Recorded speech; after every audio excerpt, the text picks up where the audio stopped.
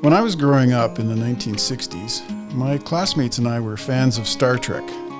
We would discuss the previous episode on the schoolyard and enjoyed the science fiction and the science fantasy presented in the show.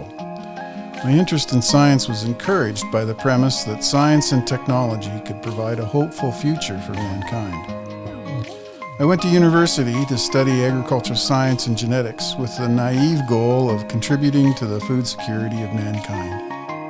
I became a Christian at university, which I talked about in a previous episode of Anchor of Hope, and almost immediately was challenged by my friends and schoolmates. They expressed two sides of my new dilemma. How could you be a good scientist and believe in Jesus Christ? Or, if you believe in Jesus Christ, you must give up your belief in science. We were studying the structure of DNA in my genetics class, and I marveled at the complexity of the molecule that carries our genes, that make us each person unique and distinct. Think about that for a moment. There are like 8 billion people in this world, and each person is unique at the molecular DNA level. I asked my professor, where in nature would we find a simpler version of DNA? After all, natural selection works on simple systems that gradually become more complex. He said, there isn't one. All living things, from viruses to humans, share the same DNA structure and complexity. Then it hit me. God had to have created that. It couldn't possibly have occurred by random chance. In Psalm 139, 13 and 14, it says, "For you created my inmost being. You knit me together in my mother's womb. I praise you because I am fearfully and wonderfully made." God knows my DNA even before I began to grow in my mother's womb. The more I understood about science, the more I saw a Creator God in control and behind everything. Another example is the position of the Earth's orbit around the Sun. We are close enough to have liquid water, but not so close that the Sun's heat boils away all the water.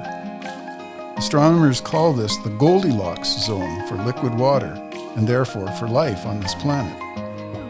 In Job 26:7 it says, "He suspends the earth over nothing."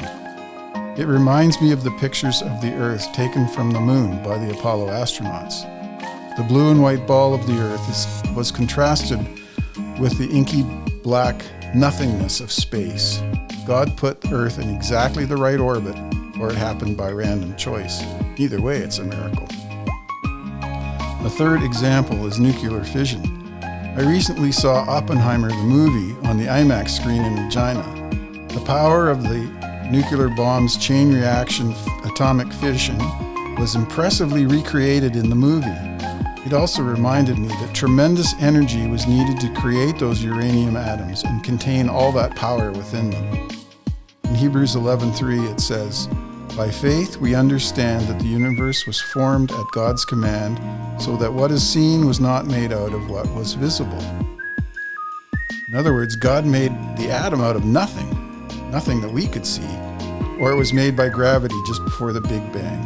You can decide what you believe. For me, when I see the hand of a Creator God in the complexity, the uniqueness, and the power of nature, to believe that the conditions required for life have happened by chance is just too hard for a scientist like me to believe. Psalm 8:33 and 4 says, "When I consider your heavens, the work of your fingers, the moon and the stars which you have set in place, what is man that you are mindful of him?"